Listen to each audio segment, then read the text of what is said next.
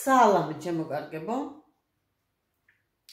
გადავწყვიტე მოვამზადო ტორტი და გადავწყვიტე ჩავრთო და თან თქვენ გესაუბროთ და თან ისე მოვამზადო. თან შეგახედებთ და ვცდილობ ახლა რომ ისე დავაყენო კამერა რომ თქვენთვისაც საინტერესო იყოს.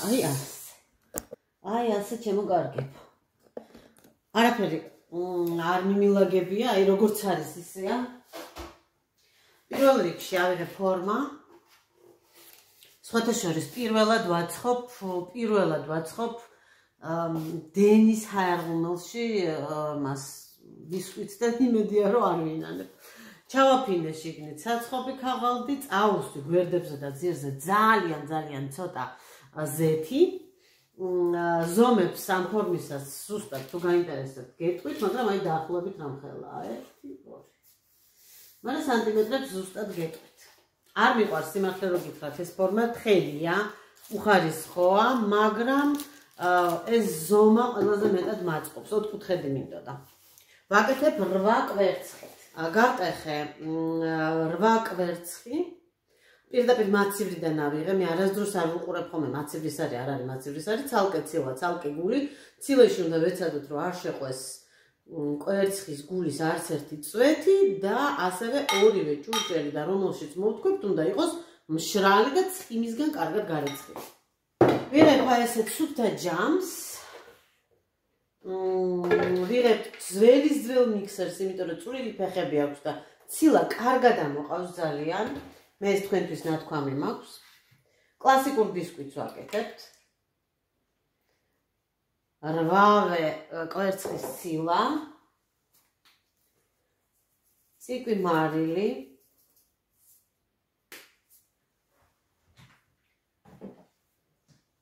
აქვე ვანილი, აი ამ ისი შეფუთვით ვყიდულობ ხოლმე, მე თუ ძვირიანი ვანილი არა მაქვს.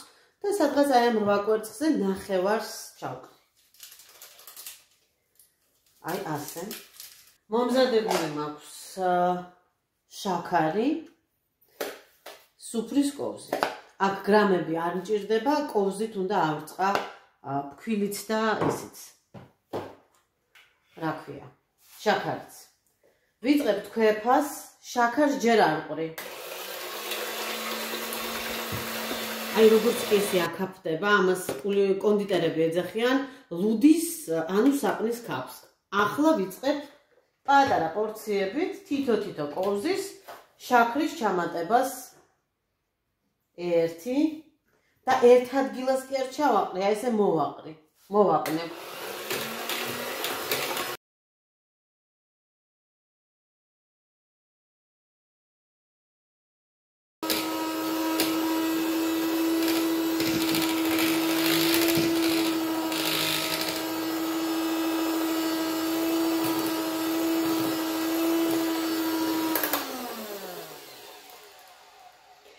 ბებიაჩემი ამბობდა ხელით თქვებდა თუ მიქსერით, აი ასე ატრიალეო, უკუღმა არ დაატრიალო, საათის ისრის მიმართულებით რომ ოჯახში იყოს ბარაკაო. აბატონო. ნახეთ, საერთოდ არ იძვრის.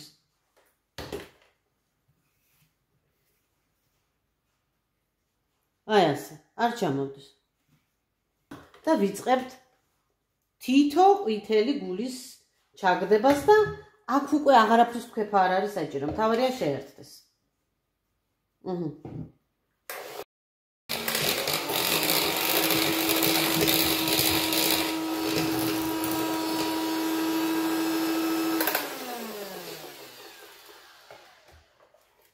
ახლა დადგა დრო, შევიყვანოთ ფქვილი. როგორც წესი ფქვილი შეყავთ ხოლმე ნიჩბით. მე ყოველთვის მიქსერით შეყავს. ოღონდ ვცრი. აბატონო, აგერ ფქვილი, აი ესე თითო კოვს ჩავაცრი. ეს 1. ნახეთ კურკუშელა, აქ ეს კურკუშელა ამაში მოყვებოდა, რომ არ გამეცრა. და აუცილებლად შეგვხვდებოდა მე ბისკვიტში, არ გაიხსნებოდა. მიქსერის საშუალებითაც კი. ეს 1 შევიყვანეთ. აი ახლა ამ ნიჩბით ნაპირები უნდა მოვწმინდოთ. აუცილებლად უნდა მოვწმინდოთ ნაპირები. აი ასე. რომ გაუხსნელი ფქვილი ან შაქარი არ დარჩეს. ერთხელაც წავაბზრიალოთ ის რაც ჩამოვხსენით.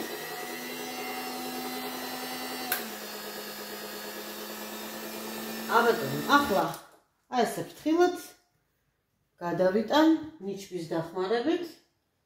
აბატონო.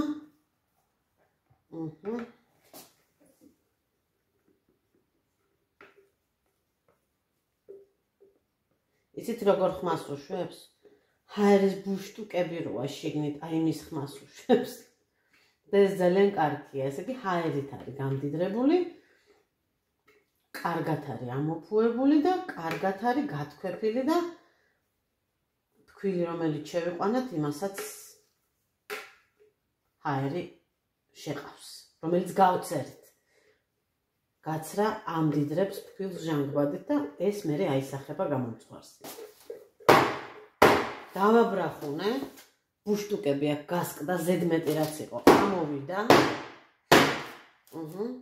და მივაბრძანოთ ახლა ჰაერღუმელში 180 გრადუსზე მხოლოდ ქვედა წვაზე გადავიტან ჰაერღუმელს ზემოდან რომ ამის სწრაფოს და დამიწვას, იმიტომ რომ ჰაერღუმელი პატარაა, დიდი რო იყოს კიდე შეიძლება ზედაზე დავტოვო და პირველი 10-15 წუთი არავითარ შემთხვევაში არ გამოვაღებ კარებს. 15 წუთს მერე გამოვაღებ და ჩავარჯობ ჯოხს.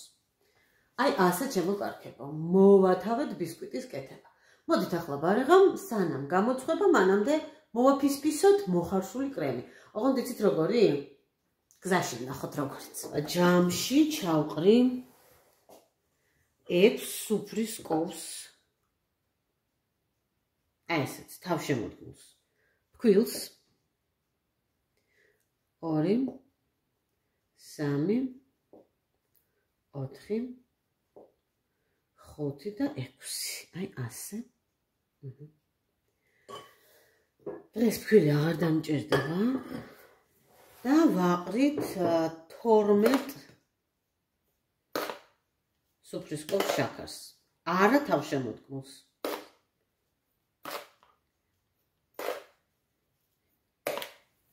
ვაყრით აუცილებლად ვანილს, აი ესეთი მისი შეკვრის ნახევარს. აი ამ ყველაფერს ავდგები და გადავურებ. კარგად ერთმანეთში.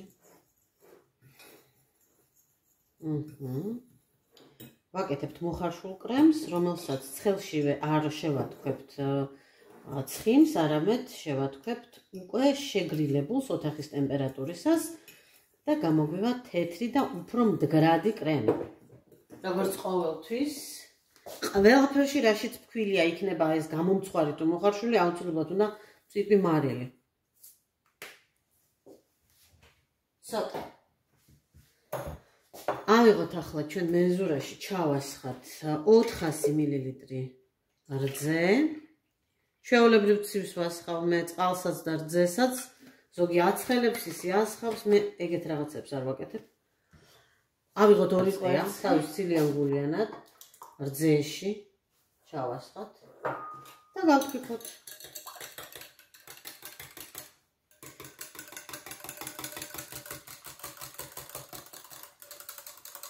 დავასხათ ჯერ ნახევარი, იმიტომ რომ რაც უფრო სქელი იქნება ეს, მით უფრო იოლად გაერთიანდება და კურკუშელების გარეშე იქნება. ამაზე ერთიანად რო დავასხათ მთელი საჭირო სითხე, ვერას დიდებით ვერ გავხსნით კურკუშელებს, თუმცა მე ყოველ შემთხვევისთვის საცერზე მაინც გადავწურავ. აი ასე. ხდება რომ მოდუღებულ კრემს ცრიან ხოლმე, მაგრამ მე აი ამ ეტაპზე ვცრი. ამ ეტაპზე თუ არ შეყვა კურკუშელა, მერე აქტიური მორევით ცეცხლზე აღარაფერი აღარ დააკურკუშელებს ამას.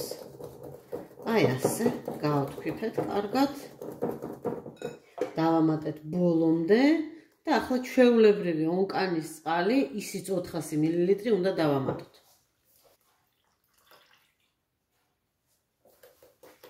მარტო კურკუშელების არა, კვერცხის ძაფების ამოსაღებადაც კარგია. გაძურვა. კვერცხს ხომ აქვს თავისი ისეთი ძაფები შეგნით. ხო და ის მოდუღებისას შეიძლება დაკურკუშავდეს, ასევე შეიძლება დაიწვას ძირში თუ მოხდა. ამიტომ ყველა ვარიანტი ჯობია გაცრა.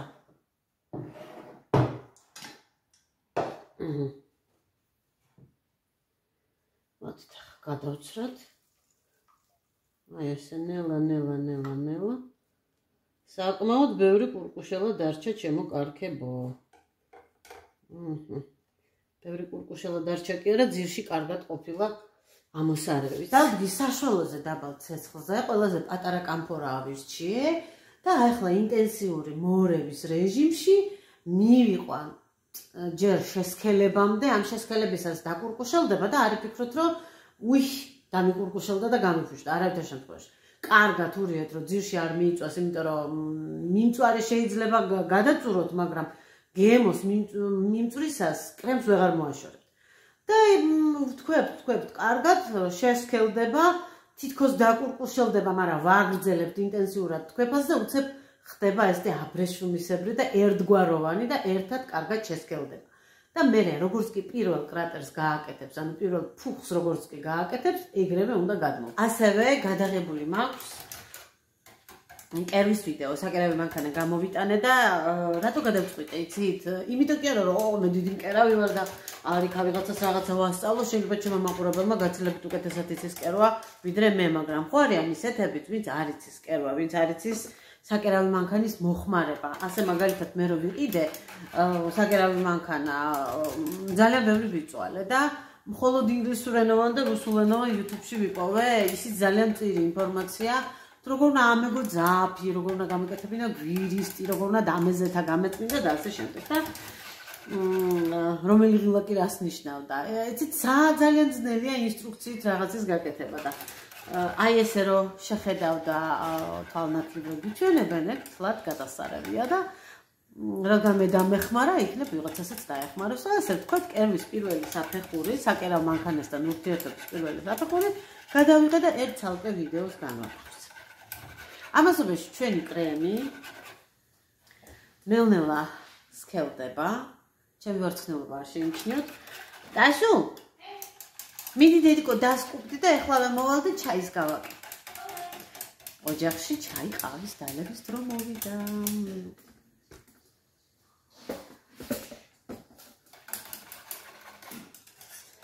კარგი სუნი დგას, სიხარულო. მართლა როგორ უხარია მაკასა?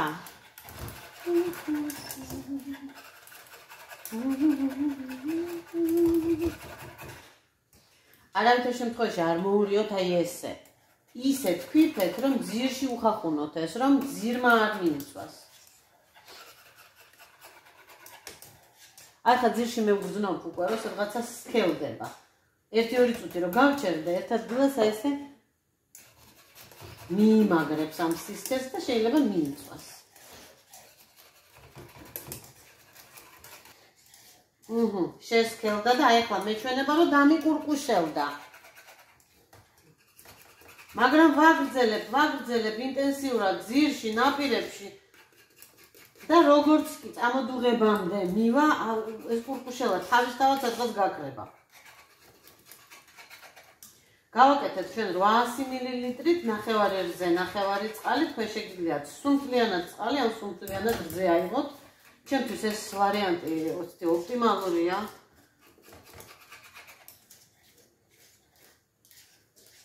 თუ მარხვა სუნთლით შეგიძლიათ გააკეთოთ და კვერცხის გარეშეც იგივე დოზებით. ან წყლის მონაცვლად გააკეთოთ ხილის წვენი, რაიმე არომატული ხილის წვენი და გამოიტანოთ ბოლოში, რა თქმა უნდა, მცენარეული კარაქი ან მარგარინი. ესე ვთქვათ, რაღაც ის როგორც საჩურჩხელე ფაფანაკს ვადუღებთ, აი ესე მოადუღოთ ნებისმიერი ხილით და ჩვეულებრივად მარგარინი ან სამარხო კარაქი ჩავდოთ. აი ახლა ესეთი გახდა, ერთგვაროვანი კურკუშელები დაიკარქა. აი ახლა 1-2 წუთი დავაცდი და არ მოურევდა, აი გააკეთა პირველი კრატერი.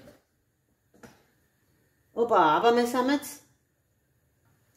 კრემი მზად არის, გამოვრთოთ, არავითარ შემთხვევაში აქ არ დავყოლოთ, გადმოვდგათ და ვაგრძელოთ ინტენსიური მორევა.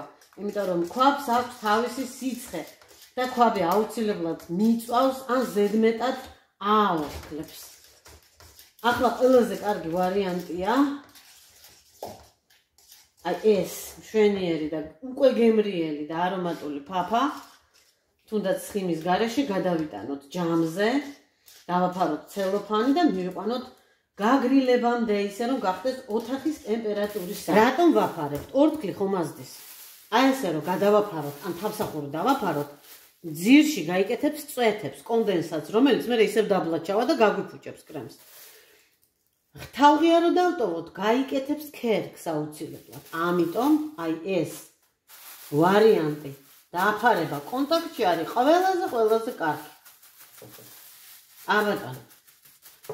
დავაცადოთ ახლა ცოტა ხანი ამას და მაცივრიდან გამოვიღოთ კარაქი, დაახლოებით 120 გრამს გამოვიყენებ მე ამ პორციაზე, რომელსაც გავაგრილებ, გავთქვიფავ და მერე შევიყვან აი ამ კრემს პატარა პორციებით, მაგრამ ამას აუცილებლად ირჩევ. ჩემ ჰაერღუმელში ბისკვიტს დასჭირდა 40 წუთი.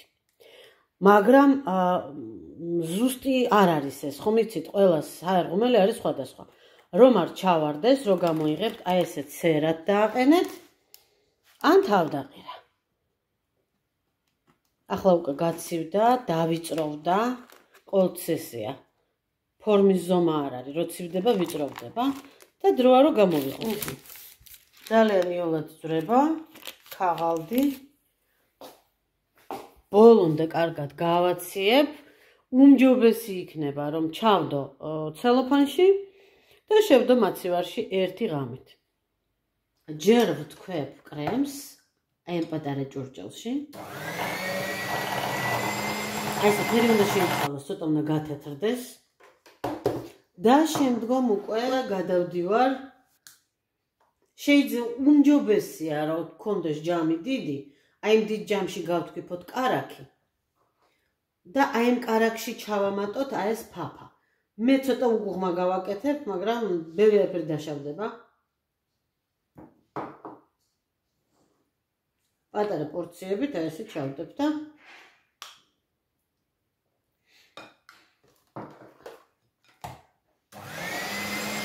შევახდებ.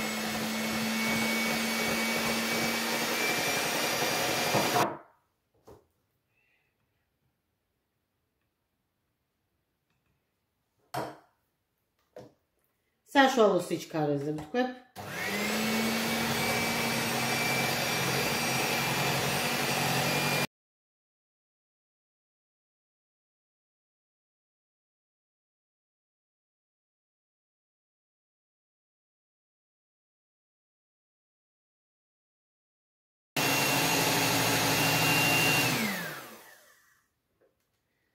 აი ასე. ჩვენი უგემრიელესი კრემი მზად არის.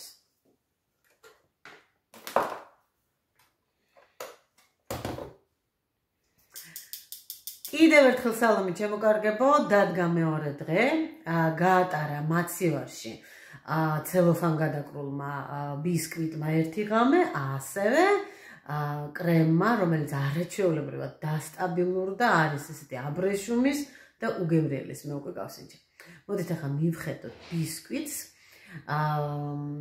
მოკლედ, ჯობია რომ მოვიმზადე ხილი.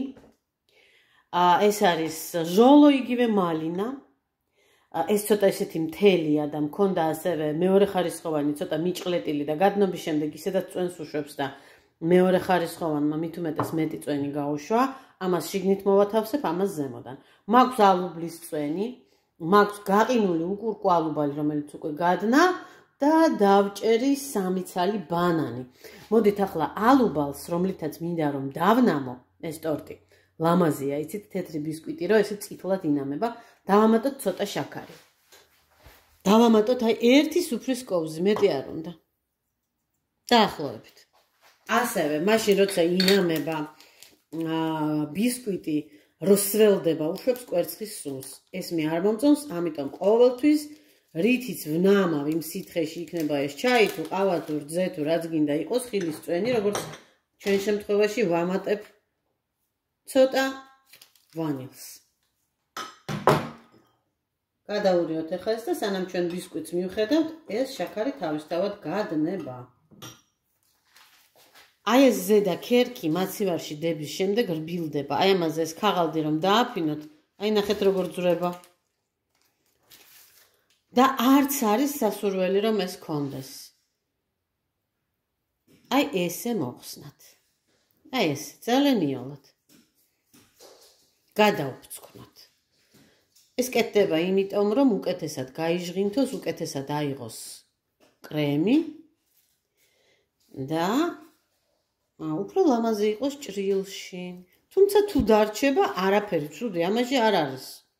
მაგრამ რადგან მე მაცივარში გავაჩერე, რადგან აი ესე ძალიან იოლად არც კი იჭრება, იფრცქვნება, გვერდების მოჭრაც ურიგო არ იქნება, მაგრამ მე ვაკეთებ ჩემთვის, ოჯახისთვის, ამიტომ ალბათ არ მოვაჭრი. ნახოთ.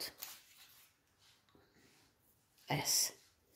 აი ასე ჩემოკარქებო.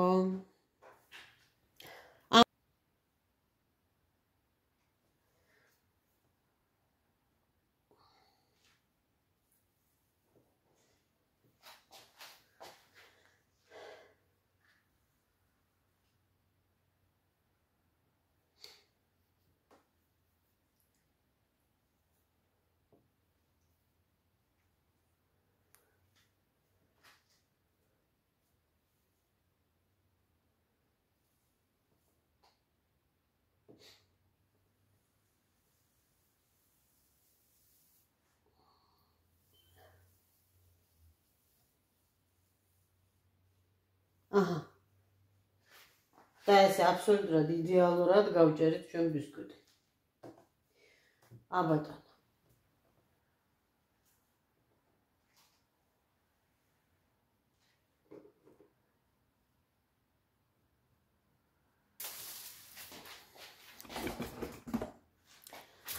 პირველი ჩავდოთ ჩვენი ბისკვიტის ძირი. ჯერჯერობით იმიტომ რომ ბისკვიტის ძირი ბევრად უფრო სქელი გავაკეთე და მეორეც იმიტომ რომ უფრო მეტად დავნამავთ. ნაპირები რადგან მოვაჭერეთ, ცოტა ადგილი დარჩა. ამიტომ შევავიწროვოთ. აი ესე. კარგად. აი ასე გავაკეთოთ. როდესაც ხილის წვენია, უფრო კარგად ჩანს სად დავასხით და სად არა. მარტო ჟაგრიან წყალს რო ვასხავთ, შეიძლება დააგვრჩეს რაღაცა მონაკვეთი დასამუშავებელი, მაგრამ ეს ალბალი კარგად ჩანს.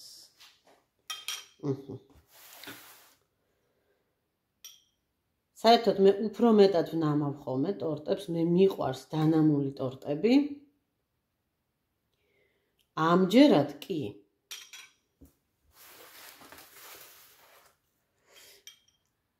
რადგან ბევრი განაყინი და ესე ვთქვათ, სველი ხილი მაქვს დასალაგებელი, ძალიან არ დავნამავ. და არ დაგვავიწყდეს, რომ ცოტა უნდა დავტოვოთ მეორე სართულისთვის. 1/3 უნდა დავტოვო ჟოლოს გარეშე. იმიტომ რომ ტასიკოს არ უყვარს ჟოლო. აგონებს ბავშვობას, როცა ქონდა სიცხე და ესა რა ქვია. ვასმევდი ჟოლოიან ჩაის, ჟოლოს მურაბიან ჩაის.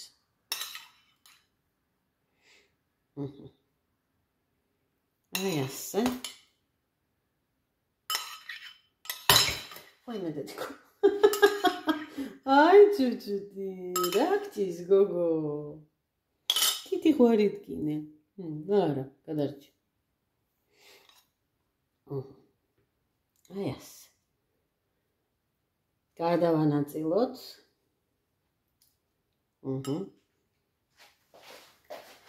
დავამატოთ ესე 2/3 ჟოლო.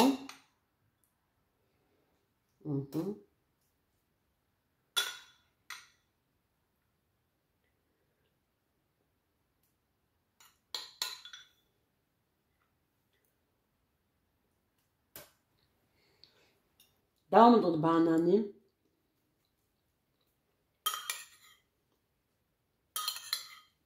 აი ესე. ცოტა მეორე სართულისთვისაც დავტოვე. ხილი შეგიძლიათ თქვენ თვითონ შეარჩიოთ და ის ხილი გამოიყენოთ და იმ რაოდენობით, რომელიც გიყვართ. მე რამდენიც მაქვს და რაც ამაქვს, აი იმას ვიყენებ. აი ესე ცელოფნის ქვეშ იყო ჩვენი კრემი. მაცევარში არის სასწაულად გემრიელი. რა თქმა უნდა, ჯობია რა ტომარაში გადავიტანოთ, მაგრამ სიმართლეს გეტყვით, ალალად რომ მე ძალიან მეზარება. ავდგეთ ახლა ჩვენ შეგვიძლია ავწონოთ კიდევაც, მაგრამ ვიზუალურად შუაში გავყოთ, მაგრამ უფრო სწორად შუაში არა. ცოტა უფრო ნაკლები გამოვიყენოთ პირველ სართულზე, იმიტომ რომ მეორე უფრო დიდი ნახევარი უნდა მეყოს მეორე სართულზე და გვერდებზე. ავიღოთ ახლა ეს პატარა ნახევარი. აი ესე დავაკოსოთ. გავანაწილოთ მოკლედ.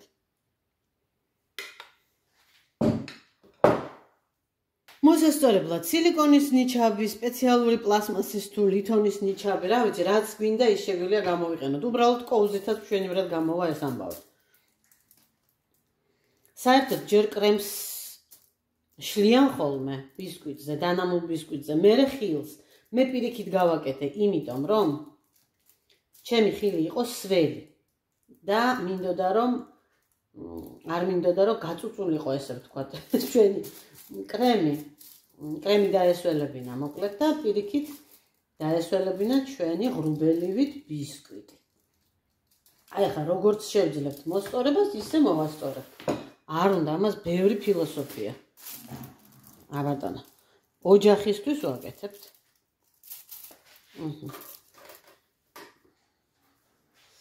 დავიღოთ ახლა ჩვენ ბისკვიტი და დავადოთ მეორე ბისკვიტი ამას ზემოდან.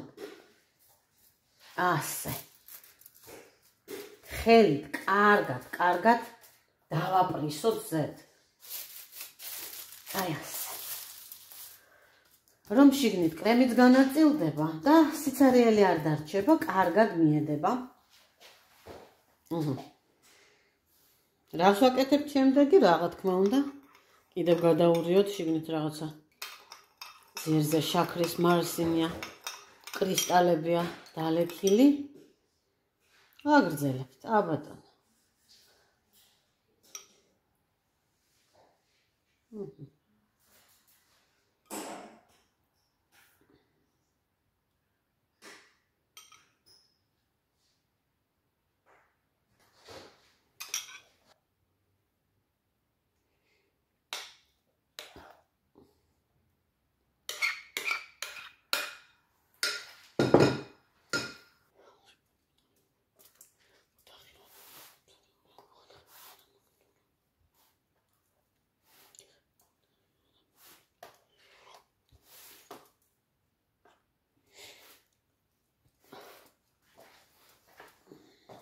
მივაბრძანოთ ახლა ჩვენი ტორტი.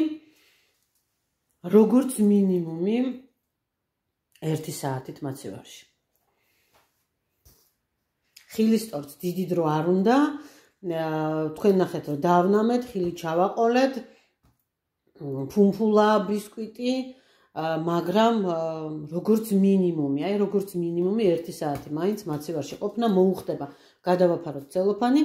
შევსვათ მაცივარში, არასაყინულეში რა თქმა უნდა, შევსვათ მაცივარში და სადღაც 1 საათში გავაგრძელოთ მორთვა მოკაზმოა. ჯამზე დავტოვე სულ ცოტა კრემი გვერდებისთვის.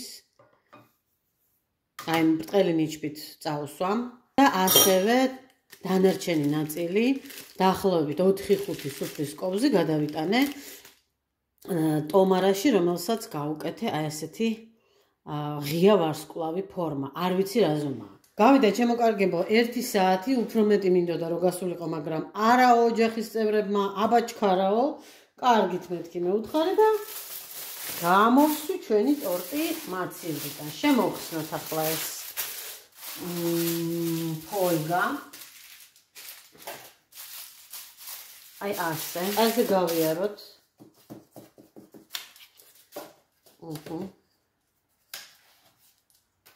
იმიტომ რომ კრემი მიწებებული იქნება და გახსნისას თვითონ ბისკვიტი რომ არ გაგვიხიოს.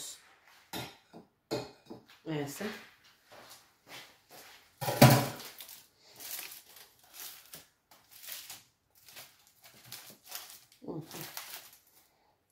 აი ასე. აი გენეცვალე ესე მოგხსენით. სხვათა შორის ეს ოთხკუთხედი ფორმა გამოვიყენე პირველად. და ძალიან კმაყოფილი ვარ, მრგვალი მქონდა ასეთი და ოთხკუთხედით შემომეუღე მომართვა. სანამ აქ გადმოვიდოდით მანამდე. შემოულესოთ ახლა ნაპირები, შეგვიძლია დავტოვოთ ნუდიც, მაგრამ მე მაგალითად არ მეყვარს ნუდი, ნუდს უნდა ქონდეს იდეალური გვერდები და ეგეთი გვერდები დღეს ჩვენ არ აგვაქვს. ესე. მისი ცისფერი ლანგარი არ შეეტია და ხის დასაჭრელ დაფაზე დავდე. აბატონო. მე რომ ეს ტორტი არ მდომებოდა ოჯახისთვის, აი ახლა მაუცბათევად, მისართმევად სახელდახელოდ. კაი სახელდახელოა, ხო? ბარეორი დღე ამას ვაკეთებ. აუცილებლად გავუკეთებდი როგორც მინიმუმ 1.5 პორცია კრემს.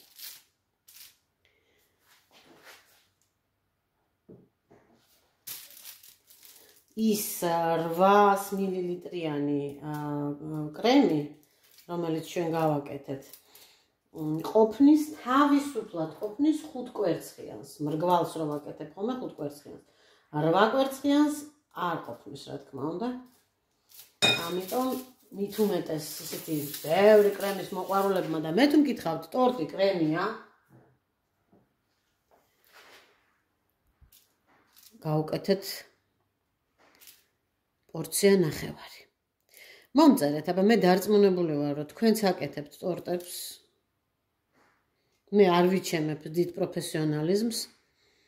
უბრალოდ ასეთ ვიდეოებს ვიღებ ხოლმე მათთვის, ვინც არ იცის, ვინც ახლა იწყებს, ისევე როგორც მე ვიყავი ერთ დროს და მე რადგან ტომარაში გადავიტანე, ერთ-ორ პწიკს დავსვავ და თან გაჩვენებთ ეს კრემი ერთი დღე მაცივარში ნამყოფი და კარგად გაციებული და სტაბილურებული, როგორ შეიძლება რომ დაჯდეს.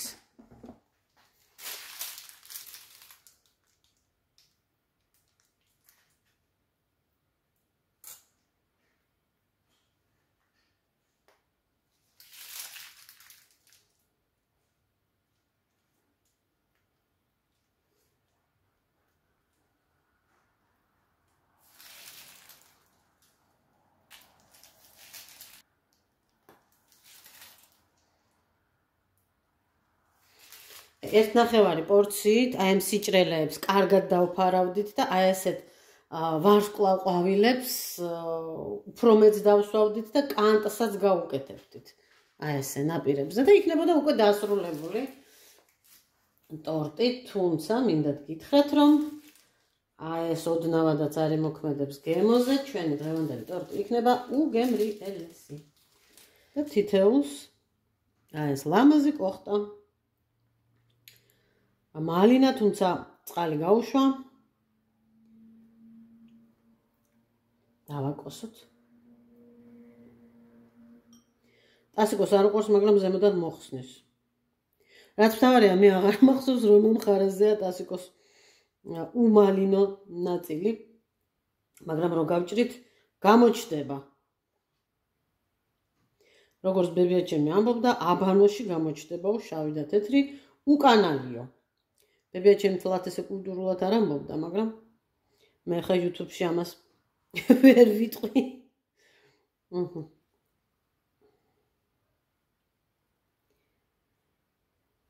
მე მყავდა ძალიან ცალკი ბებო. საოცრად კულტურული, ერუდირებული, განათლებული, მედიკი. ძალიან ძლიერი ადამიანი და ამავდროულად შენარჩუნებული ქონდა იუმორი და ბავშვური გულუბრყვილობა და სიცოცხლე.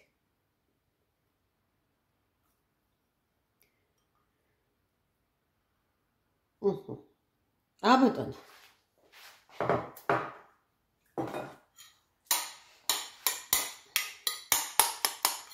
ბანანი გაშავდა, მაგრამ მაინც ძალიან გემრიელია.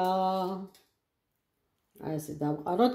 მე მაინც ვფიქრობ, რომ ცოტა შოკოლადს ზემოდან მოვაყრი და მოვაპნევ. რატომაც არა რა. ან საერთოდ ხო არ გავადნო და მოვაწუწოთ, ხო იმასაც ვფიქრობ. ასეთ შეიძლება, ისეთ შეიძლება. გუშინ იყო ჩემი დედაჩემის თანამშრომლის მეგობრის ჩვენი ოჯახის ძალიან ახლო ადამიანის ჩვენი უსაყვარლესი ჯულის დაბადების დღე. და ვინაიდან და რადგანაც ჯული არის თბილისში და მხოლოდ სატელეფონო მილოცვით შემოვიფარგლე გუშინ, ჩავთვალოთ, რომ ამ ტორტს ვუწვნი ჯულიკოს. ჯული მიყვარხარ ძალიან, კიდევ ერთხელ გილოცავ და რო ჩამოხვალ ასეთ ტორტს, შენც გამოგიცხობ აი ესეთ სახელდახელოს და შეიძლება უფრო ლამაზსაც, მაგ დროისთვის შეიძლება უკეთესი გასქურა შევიძინო ჩემო კარგო. დავიწყო? ჯულიკო, გილოცავთ. რა ლამაზი დღეა. რა ნათელი დღეა. იმიტომ რომ დღეს ჯულის დაბადების დღეა.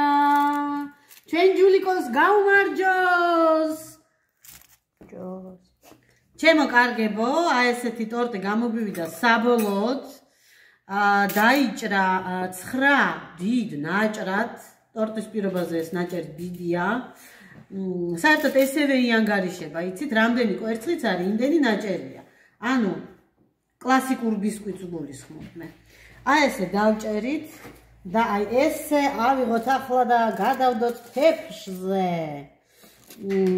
კარგად ჩავჭერი, ესე ღონივრად არ დავაჭირე, იმიტომ რომ ფოლგა არ გაჭრილიყო. როგორც ხედავთ, დავაყარე ზედ მოხალული ნიგოზი, დავაყარე მოხალული ნუშის ფანტელი და დავაყარე დავასწუწე შოკოლადი. მოდით ახლა ვნახოთ როგორი საყვარლობა, ოჰაკ წევეჯახეთ პაცა. აი ჩემო კარგებო. აჰა, მე მგონი ეს არის ტასიკოს ალუბლიანი მხარე. დავაგემოვნებთ ახლა და მე კი დაგემშვიდობებით. მომავალ გემრიელ შეხვედრამდე. აბა ყოჩაღად.